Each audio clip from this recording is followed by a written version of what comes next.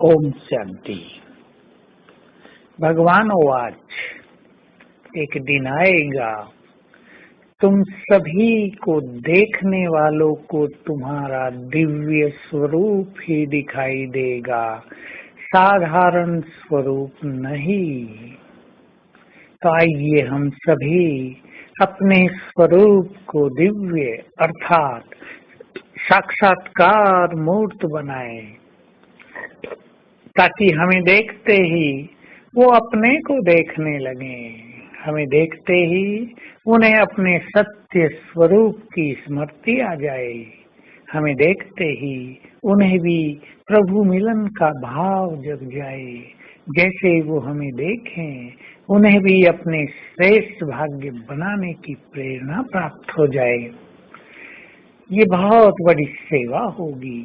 इसे ही बाबा कहते हैं, चेहरे और चलन से सेवा करो। अब भी ये सेवा होती है जिनकी स्थिति बहुत अच्छी है, जो बहुत अच्छे योग युक्त रहते हैं, जो बहुत पवित्र हैं, जिन्होंने अपने जीवन को बहुत परिवर्तित कर दिया है।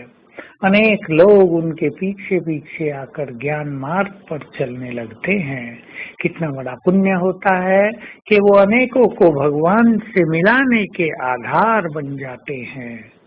हमें अपने को दिव्य मूर्त बनाना है, साक्षात्कार मूर्त बनाना है। तो क्या याद रखेंगे? जो साक्षी दृष्टा होंगे वही साक्षात्कार मूर्त बनेंगे। जो साक्षात बाप समान होंगे वही साक्षात्कार मूर्त बनेंगे।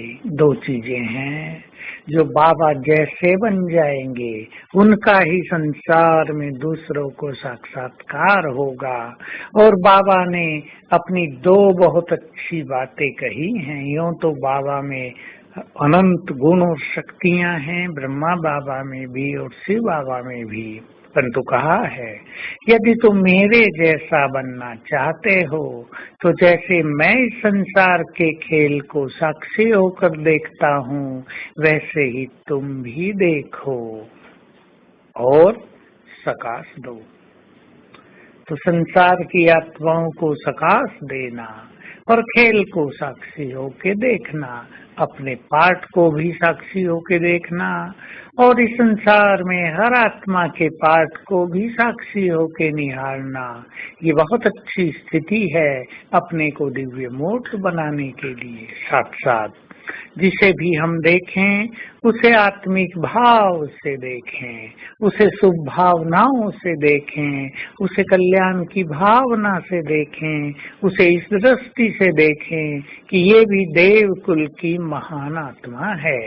इससे हमारे नयनों में, हमारी दृष्टि में बहुत अलौकिकता रहेगी और जो भी हमें देखेगा उन्हें आभास होगा कि इनका देखना आम मनुष्यों के देखने की तरह नहीं है। साथ साथ हमारे जीवन में योग की शक्ति बहुत हो, हमारा ललाट योग शक्ति से चमकता हो तो दूसरों को विशेष आकर्षण होगा।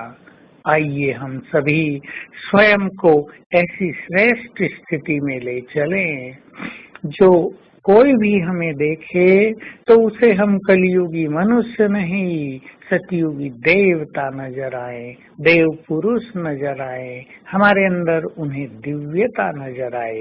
प्रैक्टिकल में इसके लिए हमारे बोल में बहुत सौम्यता हो, बहुत रॉयल्टी हो, हमारा व्यवहार बहुत ही मधुर हो, दूसरों को आकर्षित करने वाला हो, हमारे नयन आत्मिक हों, शुभ भावनाओं से भरे हुए हों, हमारे चित्त ने चैन पा लिया हो।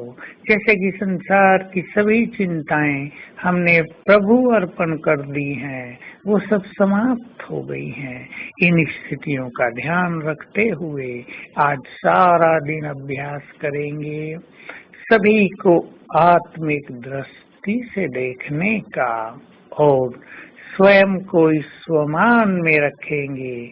मैं विश्व कल्याणकारी हूँ, इष्ट देव देवी हूँ और साथ में मेरे ऊपर सर्वशक्तिवान की छत्र छाया है। ओम शांति।